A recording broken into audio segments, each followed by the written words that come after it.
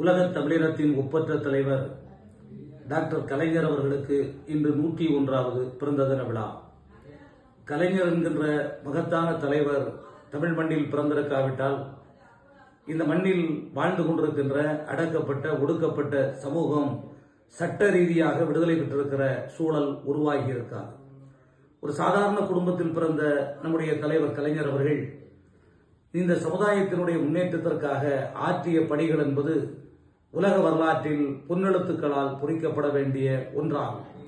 அவர் தீட்டிய சட்டங்களின் மூலமாக சமூகத்தில் ஒதுக்கப்பட்ட சமூகமும் பிற்படுத்தப்பட்ட சமூகமும் பெண்களும் விடுதலை பெற்று இன்றைக்கு தலைநிமிர்ந்து வாழுகின்ற நிலையை அவர் தன்னுடைய ஆட்சி பொறுப்பில் இருக்கிற காலத்தில் நிறைவேற்றி தந்திருக்கிறார்.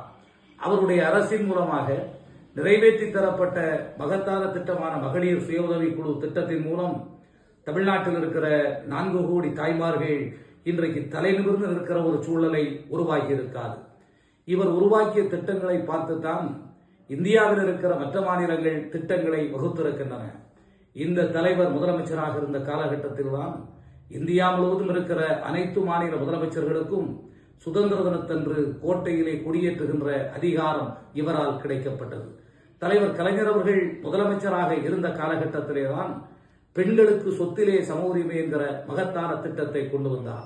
இந்த தலைவன் தான் வரலாற்று சிறப்புமிக்க குமரி மாவட்டத்திற்கு ஐயன் திருவள்ளுவர் சிலை என்கிற அடையாளமும், பெருந்தலைவர் காமராஜருக்கு மணிமண்டபமும், குமரி மாவட்டத்தில் மாம்பழத்துறை அணை திட்டமும், பொய்கை அணை திட்டமும், ஆசாரிப்பள்ளம் மருத்துவக் கல்லூரியும் நிறைவேற்றி தந்தார்.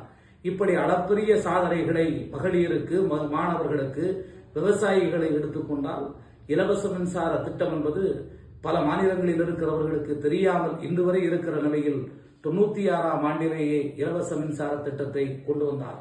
மாணவர்களுக்கு இலவச பேருந்து, மாணவ மாணவியர்கள் 10வது வகுப்பு வரையிலே படித்திருந்தால் அவர்களுக்கு திருமண நிதி உதவி, அதே போன்று மிதிவண்டி, இலவச பாட புத்தகங்கள், சத்தான மதிய உணவு என்கிற சரித்திரமிகு திட்டங்களை நிறைவேற்றி தந்ததன் மூலம் வாழுகின்ற சமூகத்திற்கும் எதிர்காலத்தில் வளருகின்ற சந்ததியினருக்கும் என்றைக்கும் கடவுளாய் வாழுகின்ற தலைவராய் நம்முடைய தலைவர் கலைஞர் அவர்கள் நம்மோடு நிறைந்திருக்கிறார். அவரை நினைவு கூறுவோம், அவரை வாழ்த்துவோம், போற்றுவோம்.